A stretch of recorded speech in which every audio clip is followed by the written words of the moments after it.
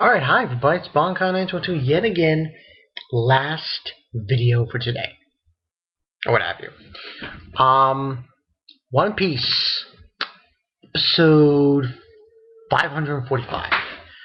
Another time skip. No, did I say time skip? Flashback. Jinbei is now going to talk about after the. He already said about when the crew of the Sun Pirates splitted. And now he's going to go into details about what happened after that. Basically, we get, trying to think. We found out he's going to be a super guy. Jinbei, he's going to become a super guy to protect the island, Fishman Island. And we get all, the Sun Pirates. They go back home, they go back to the Fishman Island, see their wives and family and so on and so forth. Aladdin, he's there with Jinbei, and he says, he understands what Ty Fisher, their brother, why he did what he did, and what was his point. But Aladdin tells him, Jinbei, he just can't forgive the humans. He just can't, for the life of him, forgive them. So, and that's what he says. And we already see this resentment by some of the fishermen on the island, looking at Jinbei and saying, how could he do that? He's working for the humans, people. I lost all respect for him. Jinbei's realizing he can see it already. And moving right along, there's a meeting with Otahime and Neptune, and he's saying Jamon, saying how that he obviously is going to have to be at the beck and call of the world government, and basically that's what he's saying. He's saying that it's going to be really tough for him, but this is a sacrifice that needs to be done. Moving right along, what happens is later on, he then tells the crew, he tells Luffy and his crew about what happens later, which is that a celestial dragon happens to get on the island. And we find out this celestial dragon is actually there to get his slaves back. He's a son that tells his father, "I'm gonna go." He's a little stupid shit. These celestial dragons, they look ugly, and I mean that in the most nicest way. These guys, I just wonder, who in their right mind would want to marry these motherfuckers? The only reason you would marry them, in my opinion, money and nobility. That is the only reason. Because this kid is ugly. What an ugly motherfucker. I'm dead serious. He's so ugly and so disgusting. So, pretty much he gets shipwrecked, and he's shooting his gun in the air and stuff, and everybody's going to the side of him, and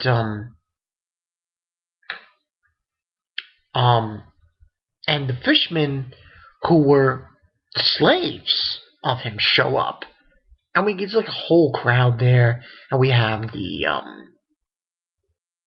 guard there, and we see Horty Jones there as well, and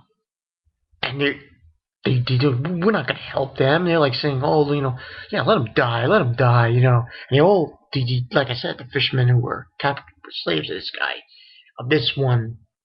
I forgot the guy's name, the celestial dragon that was there, and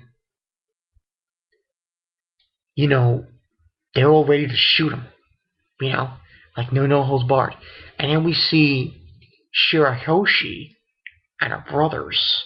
And I'm just so shocked. Shirahoshi is, even when she was a child, she's huge, We're going there, and we see Jinbei there as well with Aladdin.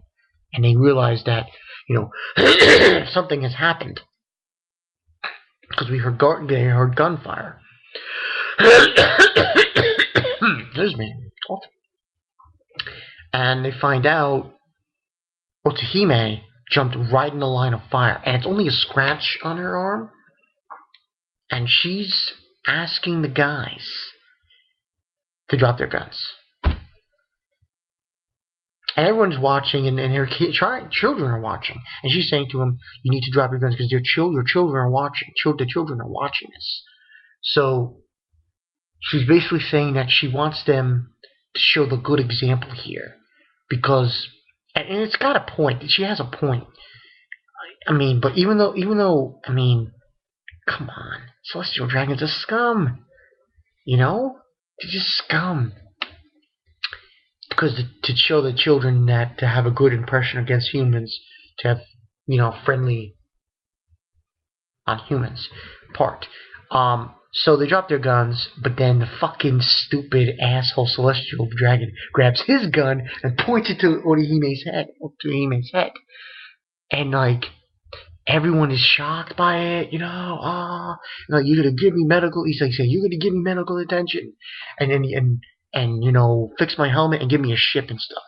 So what ends up happening is they point to Shirahoshi, and she's gonna cry and really agitated, and then all of a sudden she screams this loud cry, and after she screams that loud cry, out from the fucking ocean comes the Sea King monsters, and one of them fucking eats the Celestial Dragon's ship and destroys it. And they show up, and after that, they leave. And it was like, holy shit, just because she cried out. And then Vanderdecken is also there. He's like, what is his, stash and everything. And saying, he's conniving with his mates and saying, I finally found her, the one who can control the Sea Kings. And now we understand why, the real reason why Vanderdecken wanted to marry Shirahoshi had nothing to do with the fact that he loves her. It was because she can control the Sea Kings. So that was the whole point on that. And then they help the Celestial Dragon, and Aladdin's there, and he's really want to kill him.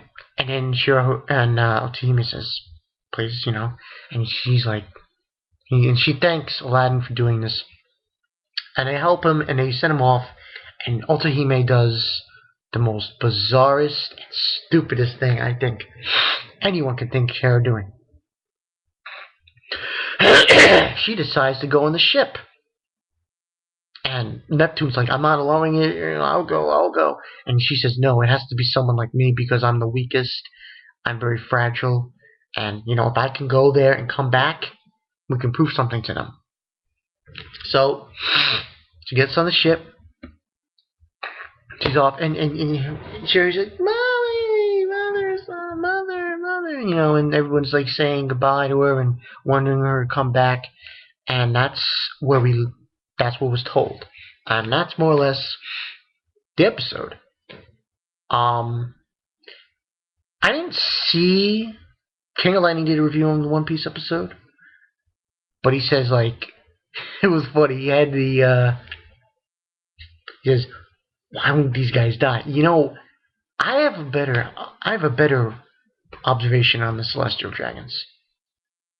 Who in God's green earth in this show would marry these guys?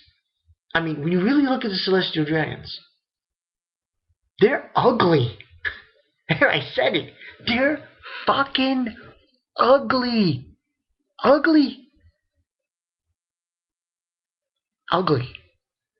I wouldn't marry a woman who's a Celestial Dragon. I can only imagine what a woman would do to marry one of these guys. They're ugly as shit. Send them away to get, like, a facelift or something, because they're ugly motherfuckers. ugly, ugly, ugly. Good episode nevertheless. 3.5 out of 5. Also in the episode we see Jinbei saying, he's looking on. He says, "No one would be able to stop her now." Also, but I'll give this a 3.5 out of 5. Wait, God, this I know this flashback is all and good and all, but it's been so long since we. So obviously that's where the train went down. We'll see where it goes from here. I'm liking this this anime. I like the Fishman arc. People are gonna say it sucks. I like the Fishman arc. I like Shirahoshi. I like Jinbei. I like everything about this arc. Don't kill me if you want, but I really like this arc. I really like it. I enjoyed it. It's really fucking great. We also, like I said, we also saw in this episode, Hoity Jones. He stopped the guard from getting involved because he has the same kind of motion that Arlong has towards humans. So I think, and I want to just, before I end this video, I'm going to say one thing about the story and what I think might happen with responses. I don't think Nami's going to have resentment now. After hearing this whole story, I don't think she's going to have resentment. Because the fact of the matter is, after hearing that part, I think everyone in the crew is going to be on the issue. So, those are my thoughts. What are your thoughts on this episode? What do you guys think? You agree with me with the ugly motherfucking Celestial Dragons? Ugly. Ugly motherfuckers. They need to just... Come on, man. You guys are ugly. Ugly pieces. I told you. Episode 545. One Piece episode 505 review. Celestial Dragons. Ugly motherfuckers. Just die. Just figured I'd do it that way. See you guys later.